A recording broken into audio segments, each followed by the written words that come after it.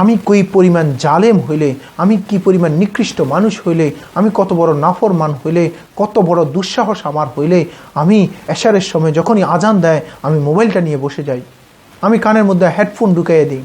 আমি সারাটা রাত অবৈধ সম্পর্কে সারাটা রাত কাটিয়ে ফেললাম।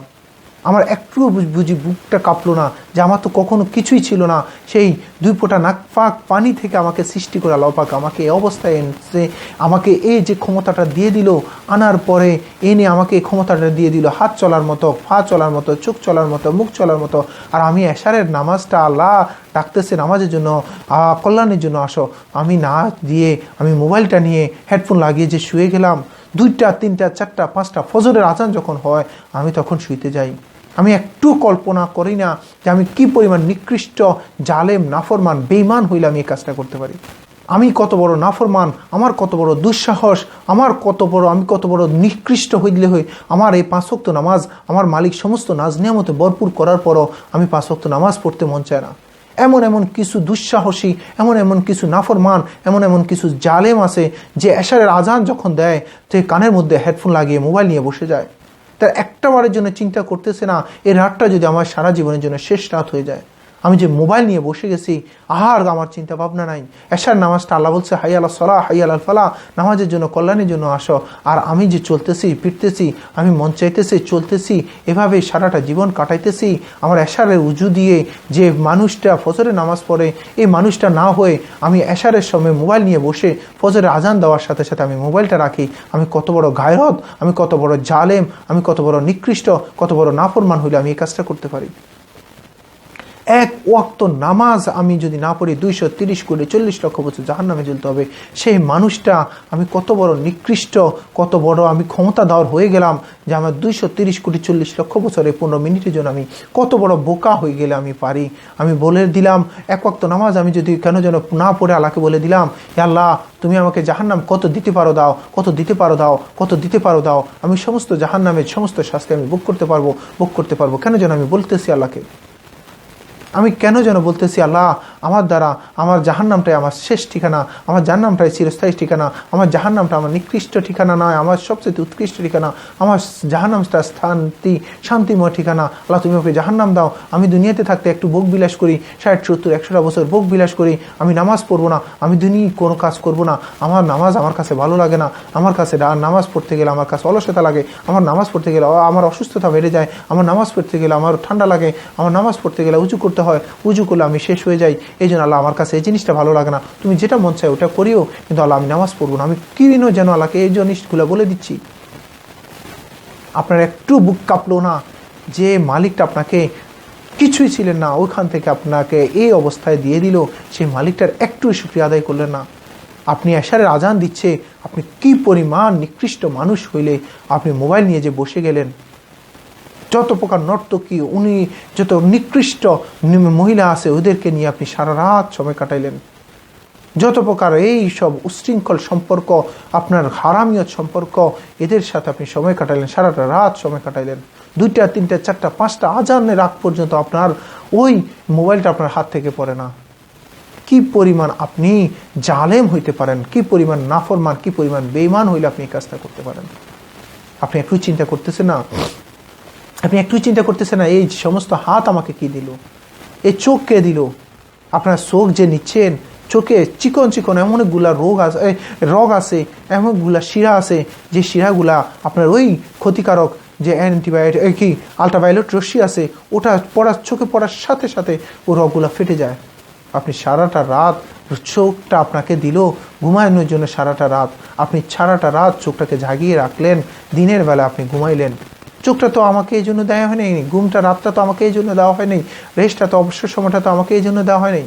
আমাকে রাতটা দিয়েছে নিজের শরীরটাকে একটু শান্তিময় করি, আর সে জায়গায় আমি কি করতেছি, সারা রাত আমি কাটিয়ে মোবাইলের মধ্যে অশ্লীল ব্যয়ফোনার মধ্যে কাটাচ্ছি, অশ্লীল হারাম সম্পর্ক অবৈধ সম্পর্কগুলোতে আমি সময়টা কাটাচ্ছি। আমি একটাবারের জন্য চিন্তা করতেছি না হায় এই এখন যদি আমার আজরাইল চলে আসে আর যদি বলে ভাই সাহেব আপনি উঠেন, আজকে থেকে আপনারা আর এখানে এত কষ্ট করতে হবে না, চলেন আপনারা ওখানে আসল চিরস্থায়ী জাহান্নামে শান্তিময় স্থানে জাহান্নামে নিয়ে যাই আপনাকে, কি বলবেন আপনি? আপনি এই পরিমাণ দুঃসাহস হয়ে গেল আল্লাহর শাস্তি ভোগ করতে পারবেন? আপনি নামাজ পড়তেছেন না? আপনার একটু যদি বুক কাঁপে না, একটু কাঁপতেছে না হাতটা, একটু যদি না, আমার নিঃশ্বাসটা যদি এখনই বন্ধ করে দেয়, মুখটা এখনই বন্ধ করে দেয়, চোখটা এখনই বন্ধ করে দেয়, হাতগুলো এখনই অফ করে দেয়, হাতগুলো যদি অবশ করে দেয়, আমার স্ট্রোক করে হোক আর না হোক আমার পাগুলো অবশ করে দেয়, আমার যদি খাওয়া দাওয়া বন্ধ করে দেয়, কি করবেন আপনি? মনে চাইতেছে চলতেছেন 5 ওয়াক্ত নামাজ পড়তে আপনার সর্বোচ্চ উজু সহ 15 মিনিট করে যদি হয়, আপনার 75 ঘন্টা সর্বোচ্চ সময় লাগতেছে। আপনার জন্য 24 ঘন্টার মধ্যে বুঝি 1.5 ঘন্টা সময় আল্লাহকে দেওয়ার জন্য আপনার ক্ষমতা হইল না, সময় হইল না, আপনার অবসর পাইলেন না, আপনি এইরকম কত প্রকার ব্যস্ততা মানুষ হয়ে গেলেন। আপনি চিন্তা করেন, চিন্তা করছেন, চিন্তা করবেন না, করলে ধরা খেয়ে যাবেন। আপনার দুঃসাহসের জন্য সারাটা রাত্রে আপনি যে কাটাইতেছেন, এর জন্য আল্লাহওয়ালা বুজুর্গ আপনাকে না হন, ফজরের উজু দিয়ে আপনি এশারের উজু দিয়ে ফজর নামাজটা না পড়েন, এশারের নামাজটা আপনাকে যদি পড়তে নিষেধ করছে কেউ, ফজর নামাজটা বুঝে আপনাকে পড়তে নিষেধ করছে কেউ, জোহর আসর মাগরিব বুঝে আপনাকে পড়তে নিষেধ করছে কেউ, আপনি এই পরিমাণ জালেম হয়ে গেলেন। আল্লাহ বলে যে বান্দা, তোর কখন কেউ ছিল না, তখন আমি তোর সাথে ছিলাম, আর এখন সব হয়ে যাওয়ার পর মা বাবা বন্ধু বান্ধব হাত পা হাঁটতে পারতি না, তোকে আমি এমন তোর কাঁদার মধ্যে এমন একটা আকর্ষণ দিয়ে দিলাম, সবাই তোর শত্রুরা পর্যন্ত, তোর মা বাবা শত্রুরা পর্যন্ত তোকে তোর কান্নার সাথে সাথে আসতো, আর এখন কথা বলতে পারতেছিস, তুই আমাকে ভুলে গেলি বান্দা, আমি এতই দূর হয়ে গেলাম তোর। তো বান্দা, তুই আমার কাছে একদিন আসতে হবে, যে নিয়ামতগুলা দিয়েছি এই নিয়ামতের আমি কিন্তু প্রশ্ন না করে আমি তোকে কোনো একটা জায়গায় পাঠাবো না। 5টা ওয়াক্ত নামাজ 24 ঘন্টার মধ্যে 1.5 ঘন্টা আল্লাহকে দিলেন না, ফজরটা চলে গেল, জোহরটা চলে গেল, আসরটা চলে গেল, মাগরিবটা চলে গেল, এশারটা চলে গেল, শুধু হেলায় ফেলা। এটা তো আমার জীবন না, মুমিনের জীবন না, মুসলমানের জীবন না। অন্য ধর্মের কোন মানুষকে কি করুক আমার জানার চিন্তা নাই, আমাকে তো কবরে যাইতে হবে, কবরে 3টা প্রশ্নের উত্তর দিতে হবে, হাসরের ময়দানে আমাকে 5টা প্রশ্নের উত্তর দিতে হবে।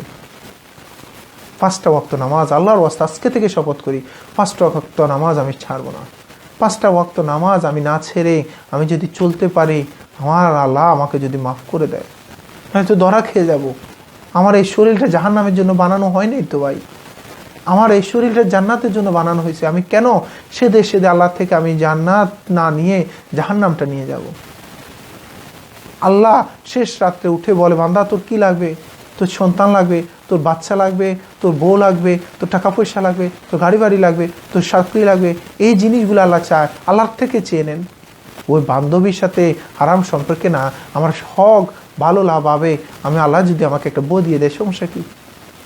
আপনি যে বান্ধবী হারাম সম্পর্কের জন্য সারাটা সময় কাটাচ্ছেন, সারাটা রাত্রি কাটাচ্ছেন, এই বন্ধু বান্ধবীটা তো আমাকে আর একজনের সাথে হাত ধরে চলে যেতেও পারে, কিন্তু আল্লাহ আমার কখনো, আমার ওই বন্ধুটা কখনো তো যাবে না। ওর থেকে আমি একটা মানুষকে চেয়ে নিই না। আমি যে এশার নামাজটা পড়ি, একটু 2 রাকাত নফল নামাজ পড়ি, আল্লাহ থেকে কিছু চাই না। আল্লাহ আমাকে বলে, বান্দারে তোর কি লাগবে, শেষ রাতে উঠে আমাকে একটু চা, আমি তোকে দিয়ে দিব, তোর যে জিনিসটা লাগবে সেই মালিকটাকে আমি ভুলে গেলাম। আসুন আজকে থেকে 5 ওয়াক্ত নামাজ ধরে ফেলি, 5 ওয়াক্ত নামাজ ধরে ফেলি। অতীতে যাওয়া হয়ে গেছে, আল্লাহর কাছে ইস্তিগফার করে মা চেয়ে আজকে থেকে 5 ওয়াক্ত নামাজ ধরে ফেলি, নাইলে আমার স্থান দুনিয়া আখিরাত সব ধ্বংস। আসসালামু আলাইকুম ওয়া রাহমাতুল্লাহি ওয়া বারাকাতুহু।